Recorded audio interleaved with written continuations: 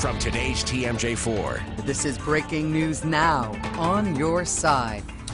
It's noon. That breaking news comes from Madison, where Governor Scott Walker's campaign confirms it will not be filing challenges to individual signatures in the recall election. Lacey Crisp is monitoring this story and is live on the phone with what she's found. Lacey, this is what you were hearing from the campaign earlier today.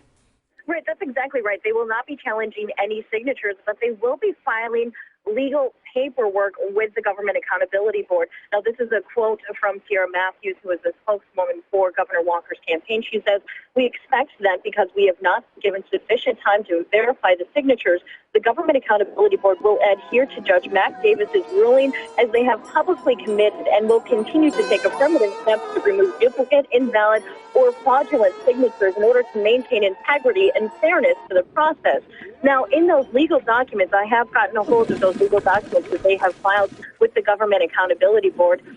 And in those legal documents, they state they demand that the GAB adhere to its prior public statement indicated in that Waukesha County Judge Mac Davis's order that the GAB take reasonable affirmative steps to identify and strike duplicate names, identify and strike fictitious names.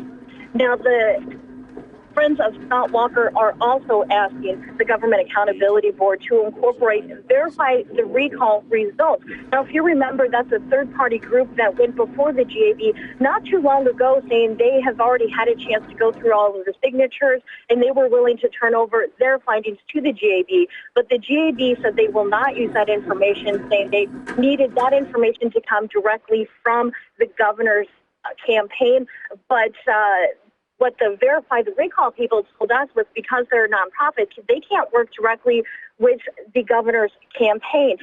And as I said, the GAB will not be using those results, but that's exactly what the Governor Walker's campaign is asking them to do. Now, just to give you a quick timeline, back in the end of January, a judge gave the governor's campaign an extension on their deadline. They were given 30 days to challenge instead of the usual 10 days. Now, back on February 17th, they asked for an additional 2 weeks.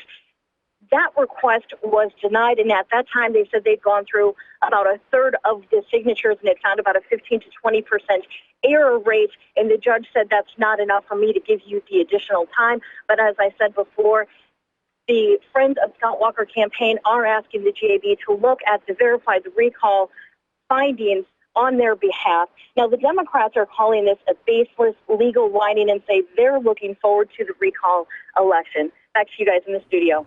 Lacey, real quick, when does GAB have to be out with its decision then as far as moving forward? It has until March 19th, and the GAB itself says it can't say for sure whether they'll be able to make that deadline. All right, Lacey Crisp on the phone for us. Lacey, thank you.